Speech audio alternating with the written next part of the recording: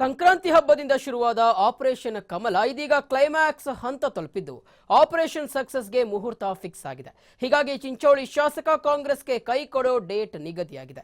ಈ ಕುರಿತ full details ಎಲ್ಲಿದೆ ನೋಡಿ.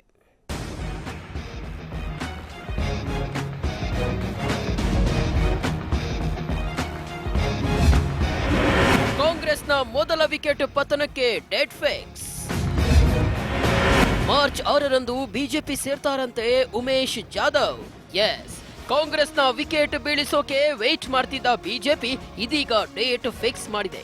ಕಮಲ ಪಡೆಯ ಕ್ಯಾಪ್ಟನ್ ಪ್ರಧಾನಿ ಮೋದಿ ಮಾರ್ಚ್ 6ರಂದು ಕಲಬುರಗಿಗೆ ಆಗಮಿಸಲಿದ್ದು, ಅಂದೇ ಚಿಂಚೋಳಿ ಶಾಸಕ ಬಿಜೆಪಿಗೆ ಸೇರ್ಪಡೆಯಾಗುವ ಮುನ್ಸೂಚನೆ ಸಿಕ್ಕಿದೆ. ಈ ಬಗ್ಗೆ ಮಾತನಾಡಿದ ಬಿಜೆಪಿ ಮುಖಂಡ ರವಿಕುಮಾರ್, ಎಲ್ಲವನ್ನ ಮಾಡೋದು ನಾನಲ್ಲ, ಹೈಕಮಾಂಡ್ ಅನ್ನೋ ಮೂಲಕ ಪರೋಕ್ಷ ಸುಳಿವು ನೀಡಿದ್ರು. ಚುನಾವಣೆ ದೃಷ್ಟಿಯಿಂದ JDS ಇರಲಿ, ಕಾಂಗ್ರೆಸ್ ಇರಲಿ, ಯಾರೇ ಬಂದರೂ ಕೂಡ ನಾವು ವೆಲ್ಕಮ್ ಅಂತೂ ಮಾಡ್ತೇವೆ. ನಿರ್ಧಾರ ಅವ್ರು ಮಾಡಬೇಕು. ಕ್ಯಾಂಡಿಡೇಟ್ ನಿಶ್ಚಯ ಮಾಡೋದು ನಮ್ಮ ಅಮಿತ್ ಶಾ ಅವರು, ರಾಷ್ಟ್ರೀಯ ಅಧ್ಯಕ್ಷರು. ಯಾಕೆ? BJP it is A national party. ಅದರ ಪಾರ್ಲಿಮೆಂಟ್ ಬೋರ್ಡ್ ಇದೆ. ಪಾರ್ಲಿಮೆಂಟ್ ಬೋರ್ಡಲ್ಲಿ ಚರ್ಚೆ ಆಗಿಬಿಟ್ಟು ಅಲ್ಲಿ ನಿರ್ಣಯವನ್ನು ಮಾಡ್ತಾರೆ. ಹಾಗಾಗಿ ಕ್ಯಾಂಡಿಡೇಟ್ ಬಗ್ಗೆ ನಾವು ಸಲಹೆಗಳನ್ನು ಕೊಡಬಹುದು. ಇನ್ನು ಉಮೇಶ್ ಜಾಧವ್ ಬಿಜೆಪಿಗೆ ಸೇರ್ಪಡೆಗೂ ಮುನ್ನ ಕಾಂಗ್ರೆಸ್ಗೆ ರಾಜೀನಾಮೆ ಕೊಡಲು ಮುಂದಾಗಿದ್ದಾರಂತೆ. ಈ ಬಗ್ಗೆ ಶಾಸಕರ ಸಹೋದರ ರಾಮಚಂದ್ರ ಜಾಧವ್ ಸುಳಿವು ನೀಡಿದ್ದು, ಬೆಂಬಲಿಗರು ಚಿಂಚೋಳಿಯ ಜನತೆಯ ಇಚ್ಛೆಯಂತೆ ನಿರ್ಧಾರ ಕೈಗೊಂಡಿದ್ದಾರೆ ಅಂತ ಹೇಳಿದ್ರು.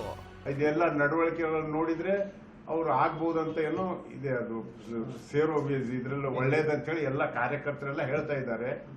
ಬಿಜೆಪಿ ಸೇರಿದ್ರೆ ಮತ್ತೆ ಇಷ್ಟೆಲ್ಲ ಮಾಡ್ಕೊಂಡು ಸುಮ್ಮನೆ ನಿಮ್ಗೆ ಇದು ಮಾಡ್ತಾ ಇದ್ದಾರೆ, ಯಾಕೆ ಇದು ಮಾಡ್ತೀರಾ, ಒಳ್ಳೆ ನಿಮ್ಗೆ ಅವಕಾಶ ಕೊಟ್ರೆ ಹೋಗ್ರಿ ಅಂತ ಹೇಳಿ ಕಾರ್ಯಕರ್ತರನ್ನು ಹೇಳ್ತಾ ಇದ್ದಾರೆ.